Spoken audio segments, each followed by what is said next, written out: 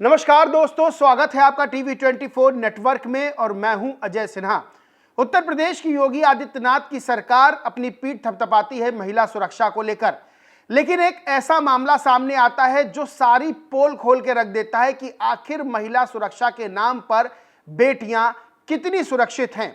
कासगंज में एक ऐसा ही मामला सामने आया जहां पर एक बेटी के साथ सामूहिक दुष्कर्म की वारदात को अंजाम दिया गया और इसमें जो मुख्य आरोपी है वो कोई और नहीं बल्कि बीजेपी का ही कथित नेता है, जिसके पोस्टर अब वायरल हो रहे हैं, जिसकी रील वायरल हो रही है।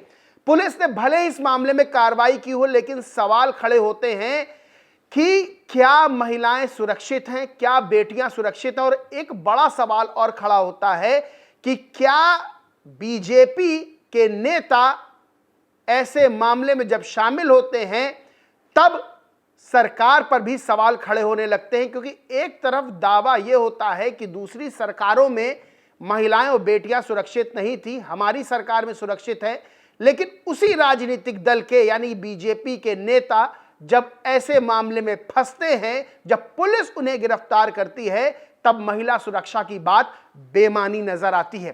कासगंज से मामला है, क्या पूरा मामला मैं आपको बताता हूं। दरअसल एक युवती अपने मंगेतर के साथ कासगंज जिले की हजारा नहर पर स्थित नदरई एक्वाडक्ट पिकनिक पॉइंट है, वहां पर घूमने गई थी। वहां पर कुछ युवक आते हैं, पहले छेड़खानी करते हैं, अभद्रता करते हैं, विरोध करने पर लड़के को पीटते हैं और फिर जाकर लड़की का वीडियो बनाते हैं, बारी बारी से उसके साथ सामूहिक दुष्कर्म की वारदात को अंजाम देते हैं। जब पीड़ित बेटी, जब वो युवक अपने परिजनों को बताता है, मामला पुलिस के पास पहुंचता है, तब पुलिस हरकत में आती है और 8 आरोपियों को गिरफ्तार किया जाता है। अब यहां तक ये मामला चर्चा में आता है, लेकिन और ज्यादा चर्चा में तब आ जाता है जब आरोपियों में से एक लड़का, एक आरोपी बीजेपी का नेता निकलता है। उसका नाम है, वो बीजेपी का स्थानीय नेता बताया गया, उसका नाम है अखिलेश प्रताप सिंह उर्फ गब्बर, जिसके पोस्टर वायरल हो रहे हैं, जिसकी रील वायरल हो रही है। गाड़ी के पास खड़ा हुआ है तो उसमें बीजेपी का झंडा लगा हुआ है। इसके बाद विपक्ष ने बीजेपी की सरकार पर निशाना साधा है और कई तरह के आरोप लगाए हैं। देखिए, ये जो वारदात हुई है जघन्य वारदात है, सीधे तौर पर सरकार को आईना दिखाने वाली है कि आखिर सरकार जब दावे करती है महिला सुरक्षा के, बेटियों की सुरक्षा के, जब प्रधानमंत्री नरेंद्र मोदी से लेकर उत्तर प्रदेश के मुख्यमंत्री योगी आदित्यनाथ तक ये बात कहते हैं कि हमारे राज्य में बेटियां सुरक्षित हैं, बेटियां पढ़ रही हैं, आगे बढ़ रही हैं, तब इस तरह की वारदात, और सबसे बड़ी चीज यह है कि वारदात और वारदात करने वालों के मन में क्या डर नहीं था, जबकि उसमें एक बीजेपी का नेता भी शामिल था। क्या उसके मन में डर नहीं था कि उसके खिलाफ बुलडोजर की कार्रवाई हो सकती है? क्या उसको डर नहीं था कि उसकी सरकार महिलाओं की, बेटियों की सुरक्षा को लेकर गंभीर है? क्या उसको डर नहीं था कि जो वो वारदात को अंजाम देने जा रहा है उसके बाद उसका हश्र क्या होगा? तमाम सवाल हैं। बहरहाल विपक्ष ने निशाना साधा है। सुप्रिया श्रीनेत कांग्रेस की प्रवक्ता है, लिखती है, उत्तर प्रदेश के कासगंज में अपने मंगेतर के साथ बाहर गई लड़की का 8 लोगों ने रेप किया था। उसमें से एक बीजेपी का युवा नेता अखिलेश प्रताप सिंह है। यह पढ़कर दुख हुआ, लेकिन हैरानी बिल्कुल नहीं। वहीं श्रीनिवास बीवी हैं, वो भी कांग्रेस के नेता, लिखते हैं, ये है अखिलेश प्रताप सिंह उर्फ गब्बर, उत्तर प्रदेश भाजपा का नेता है, मोदी जी इनके नेता हैं।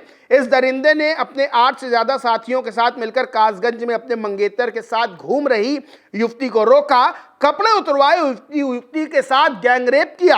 कितने भाजपा नेताओं का खून खौला।